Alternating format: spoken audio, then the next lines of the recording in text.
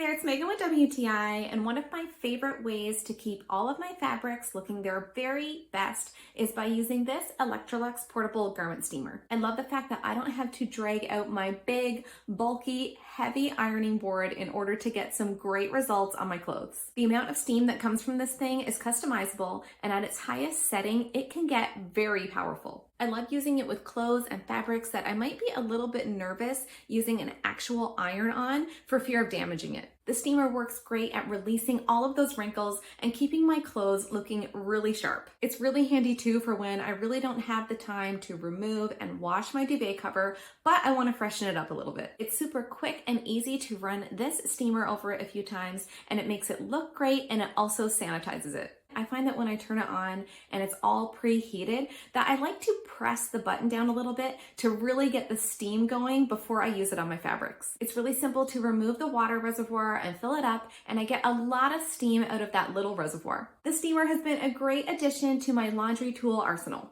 but that's just my point of view.